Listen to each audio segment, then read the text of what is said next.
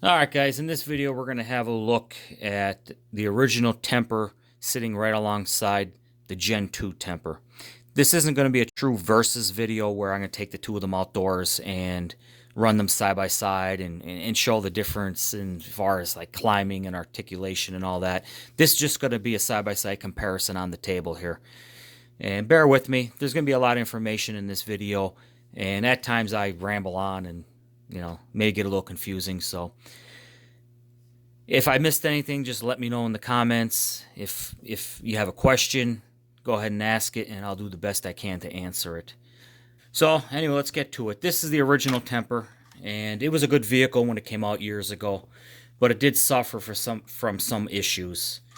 And the main issue was the body roll, torque roll.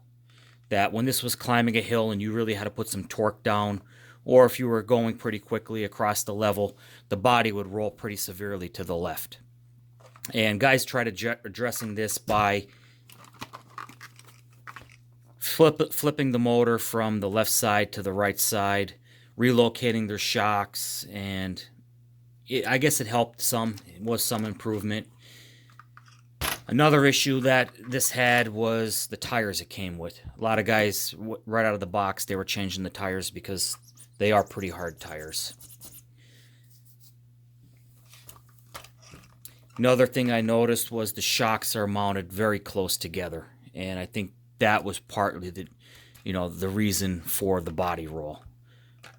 Now, if I roll this over here, you can see it really doesn't spring back that well. And I think that may be coming down to the shocks being mounted so closely together. So now this year, Horizon released the Temper Gen 2, and there's been a lot of improvements on this model. Very few carryover parts, but lots of improvements. And the biggest improvement is they all but eliminated the torque roll. I ran this a couple minutes already and noticed it didn't have any. When you lay this body over, it basically comes right back on its own. The shocks, you can see they're mounted outboard quite a bit more. The actual frame of the vehicle is wider. Let me get the two of them side by side here. I'll take the body off. And you can see how much wider the new version is over the old. The shocks on this one are mounted at right about 45 millimeters apart, center to center, versus just about 90 millimeters. So they're about twice as wide, the shocks on the new one. While we're measuring, let's take a look at the wheel width.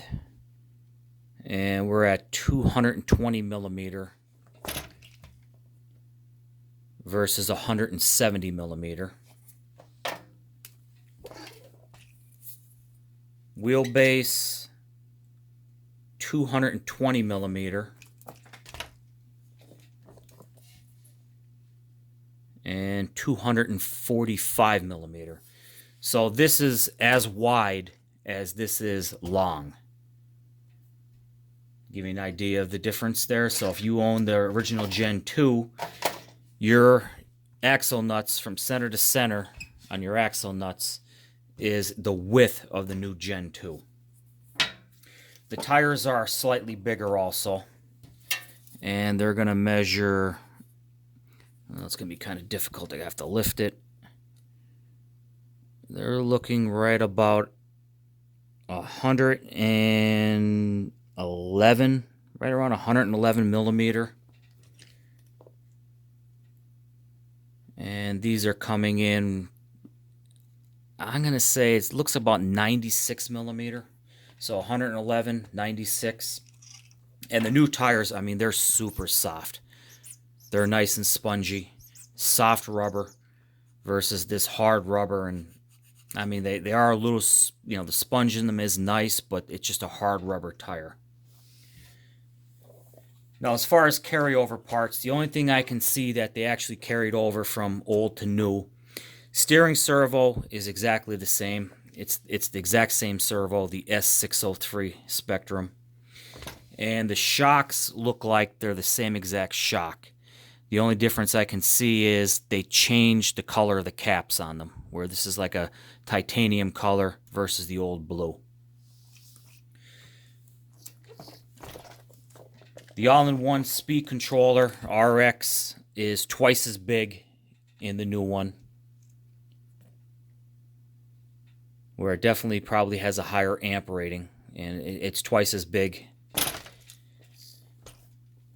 The batteries, if you were thinking if you had the original and you wanted to try to reuse the battery into the new version, it's not going to work. Where this is like a lay-down strip pack, the new Temper uses more like think of a 6-pack of soda. And there it is there. So you definitely won't be able to get the new battery or the old battery into the new truck. It's not going to work. Another popular mod that guys were doing on the original was 4-wheel steering. And basically all you needed to do was buy a servo plate and a new linkage arm, and you can convert this over to 4-wheel steering. Just throw a Y adapter in, or a Y plug in, and you can run both servos off of the original RX, no problem. With the new truck, it's not going to be so easy. In order to convert this over the 4-wheel steering, you're going to have to buy the servo plate, and you're going to have to buy a complete linkage setup. You're going to have to buy new axle shafts themselves. You're going to have to buy the whole setup, the C-hubs and spindles for the back of this. So it's going to be a lot more costly to do a 4-wheel setup on this, and I don't think many guys are going to be doing it. I mean, it's only a $150 vehicle, and you're probably going to have to buy $50, $75 worth of parts to do it. So probably going to be skipped out on this one. Another big improvement they made, I forgot to mention, was the C-hubs on the new one are aluminum versus plastic on the original. And these they were prone to breaking, and they sell an upgrade kit for this to convert these over to aluminum, but it's an additional cost, and it's anywhere from $19 to $30 depending on where you buy them. They also improved the motor on the new truck, where it's a slightly bigger motor, can length on this. I measured the two of them, and I don't know if I can be able to show the difference in here in this video. You could have a look at the motor in this Gen 1, and here's the motor in the Gen 2. It's going to be kind of hard to see the length difference. You may see it, but the new motor is 37.5 millimeters in length versus the original is 30.5. So the new motor is 7 millimeters larger.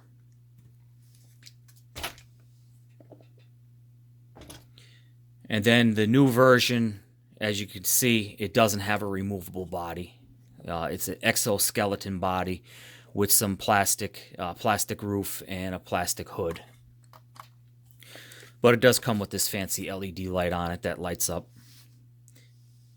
All right, I'm not sure if I failed to mention also, another carryover part was the wheels themselves.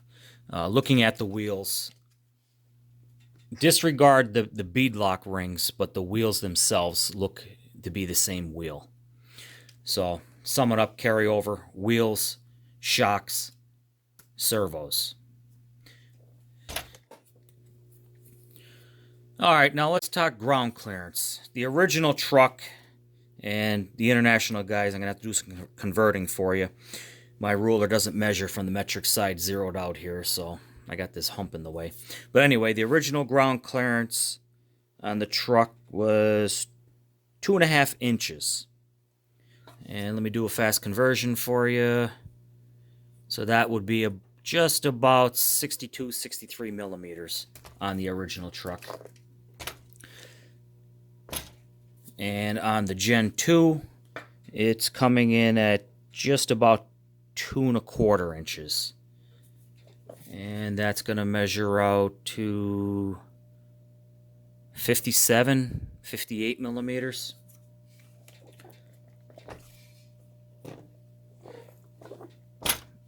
And then another difference is the actual articulation.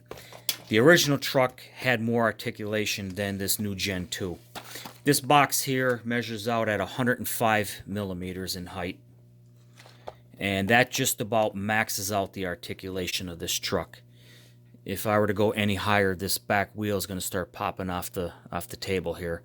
So that's its maximum, 105 millimeters. I believe that's about 4 inches. And the original truck, the 105, you can see is no issue for it at all. And then you can actually get a little bit better out of it and have clearance to spare. And this rear tire is still down. I'll give it a quick measure here. And it looks like just about 4.5 inches, which would be, I'm going to say 114 millimeters. Yeah, somewhere around 114, 115 millimeters. So there are improvements on the new truck, but it did, they did lose a little bit in the articulation and the actual clearance under the center of the chassis. But with all the improvements you get on the new truck, that could be overlooked. I don't see any issue with that. So if you walk into the hobby shop and you see the two of them sitting there, these are on clearance now. I believe they were originally $119. They're on clearance now for $99. And this new truck is $149.99. So it's definitely going to be worth your money to spend the extra $50 and just buy the Gen 2 right from the get-go. By the time you were to upgrade this to be compatible or comparable to this, it's going to be more money anyway. You buy the aluminum C hubs, they're $20. You buy new tires, it's going to put you at about $20 anyway. So you're going to be coming up to $140 to bring this comparable to the new Gen 2. So well, there you go. There's a look at the two of them side by side, and if you're deciding to buy and you see this there, like I said, my advice is pass it over and just go for the Gen 2. Okay, thanks for watching.